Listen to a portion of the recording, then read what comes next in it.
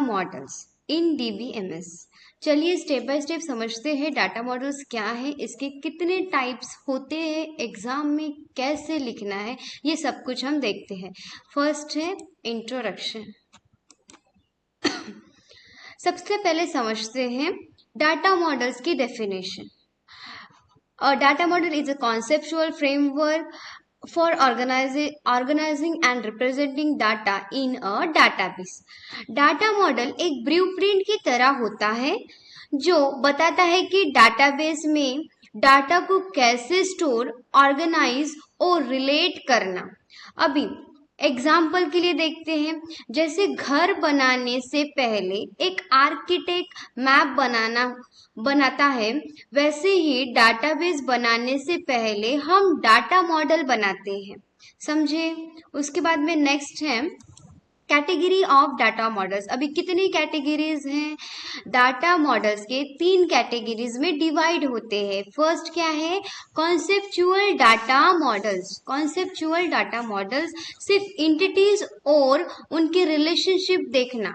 दूसरा है logical data models, उसे कहते हैं टेबल और की को डिफाइन करना। उसके बाद में है physical data model. Physical data models मतलब क्या? स्टोरेज डिटेल्स डिसाइड करना। अब इनको डिटेल में समझते हैं। Conceptual data models. Conceptual data models सबसे हाई लेवल डिजाइनिंग है।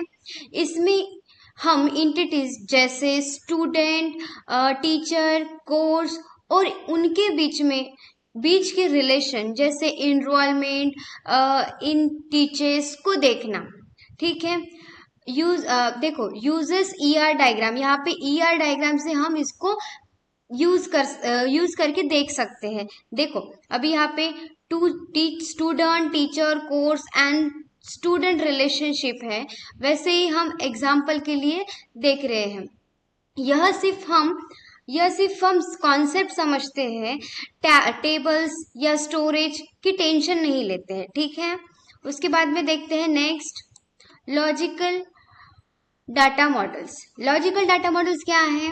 Convert conceptual model into detail structure, define tables, attributes, primary की एंड फॉरेन की, फोकस स्ट्रक्चर नॉट स्टोरेज। अभी देख दो, लॉजिकल मॉडल में कॉन्सेप्चुअल डायग्राम को टेबल और एट्रीब्यूट्स में बदल देते हैं। एग्जाम्पल के लिए क्या है? Student table. स्टूडेंट टेबल में क्या होगा?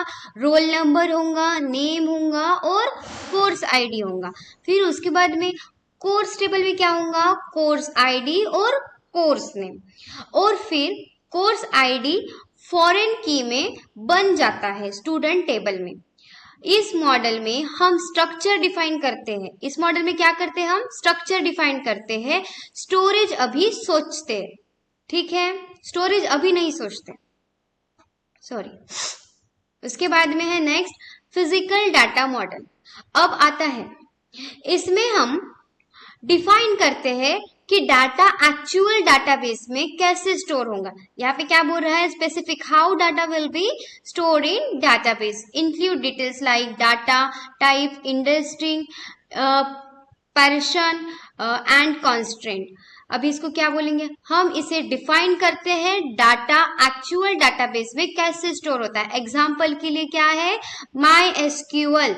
माई एसक्यूएल ये क्या है? एक डीबीएमएस सॉफ्टवेयर है।